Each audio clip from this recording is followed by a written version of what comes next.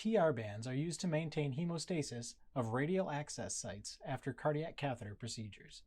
This video will review what an RN must do for an inpatient returning to the floor with a TR band at St. Mary Mercy Hospital, Livonia. The TR band system consists of two pieces: the band itself, which is a transparent bracelet, and a syringe made specifically for this system. The syringe is to be used only with the TR band and has a special port adapter at the end. The TR band is a transparent bracelet that has a Velcro clasp to hold it tightly in place around the patient's wrist. Attached to a pigtail is a port labeled air. This is how air is injected into and removed from the band.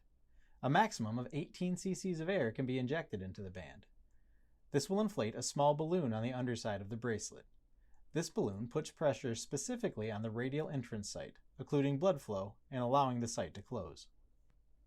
Blood is still able to circulate to the hand through the ulnar artery, which is not affected by the TR band. You can check circulation with a pulse oximeter and capillary refill. Before the patient is sent back to the floor, the nurse will receive report from the cath lab. Included in this report will be specifics regarding the care of the TR band, including how much air has been injected into the balloon, when to begin removing air, recent vitals, along with additional information about what was done during the procedure. When the patient arrives to the unit, the RN should immediately take a set of vitals, check pulses in the affected arm, check capillary refill and pulse ox of the affected hand, and assess the insertion site for blood. There will most likely be blood under the TR band from when it was first applied. You will need to remember what the band looks like on arrival so you can compare it with each assessment and decide if there is new blood or bleeding. If possible, take a picture of the site so you can use it to compare if you think there is new blood under the band. You can post a picture to Epic using the Rover phones. The patient will then require assessments Q15 minutes times 4, Q30 minutes times 2, and hourly until air removal begins. With every assessment, you should be taking a new set of vitals using the unaffected arm for blood pressures, assess the site for bleeding, and check capillary refill and pulse ox in the affected hand.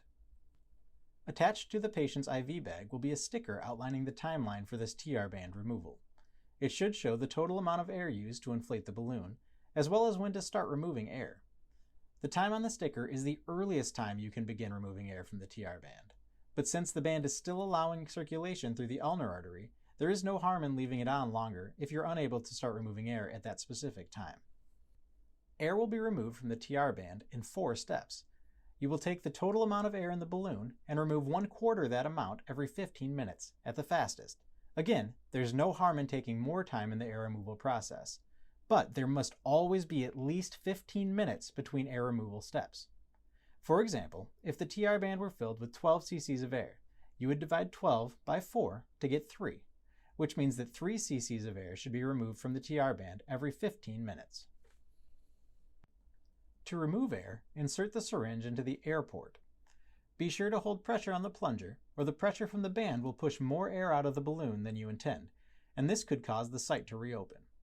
With pressure held on the plunger, remove the desired amount of air. For our example, this would be 3 cc's of air. Then disconnect the syringe. After all the air has been removed from the TR band, leave the band in place for 30 minutes.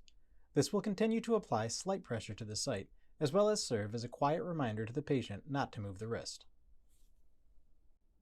After the 30 minutes has elapsed, the band can be removed. Separate the Velcro and slowly roll the TR band up the wrist. Do not abruptly pull the band off or slide it up. This could cause the entrance site to open and begin bleeding. With the TR band removed, the site needs to have a dressing applied. A Band-Aid over the entrance site is sufficient, or a single 2x2 folded twice and covered with a Tegaderm will also work. The dressing must be thin enough that if the site begins to bleed, it will be seen instantly. A thick bandage can hide bleeding and cause a delay in care. That's how a TR band works when everything goes smoothly. But what happens if the site starts bleeding at any point? If you are in the process of removing air, and as you remove that air you see the site begin to bleed, reinsert the air you just took out. The added pressure should stop the bleeding. If it doesn't, you can add more air, up to the amount that was in the band when the patient arrived to the floor. For our example, this band should never have more than 12 cc's of air in it. If the bleeding stops, restart the 15-minute checks and wait at least 30 minutes before removing air again. If the bleeding does not stop, remove the band and hold firm pressure on the entrance site for 20 minutes without peeking. If the bleeding stops, apply a dressing and reassess Q15 minutes times 4, Q30 times 2, and hourly. If the bleeding does not stop, contact cath lab or the rapid response nurse for assistance. If you start removing air and you come back to the room and notice new blood or active bleeding, do not reinsert the air. It's possible that the band shifted while you were out of the room, and by putting more air in, it could put pressure on the wrong place and possibly cut off circulation to the hand. Instead, remove the band and hold firm pressure on the site for 20 minutes without peeking, and follow the directions I just explained. If the band has already been removed and you notice blood on the dressing, hold firm pressure for 20 minutes without peeking. If the bleeding stops, apply a new dressing and assess Q15 minutes times 4, etc. If the bleeding does not stop, contact cath lab or the rapid response nurse for assistance. When the TR band has been successfully removed and the dressing applied, tell the patient to treat their wrist like it is broken for the next 2 days, which means no bending of the wrist or lifting with that arm. For some inpatients, a wrist immobilizer is placed after procedure and can remain on to help the patient remember not to use that wrist. The immobilizer also has a clip on the back that can secure the syringe for easy storage.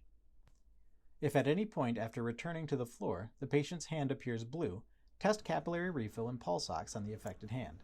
If pulse ox shows a good waveform and saturation, circulation is sufficient. Teach the patient that if they notice bleeding, press the call light and hold pressure on the wrist until help arrives.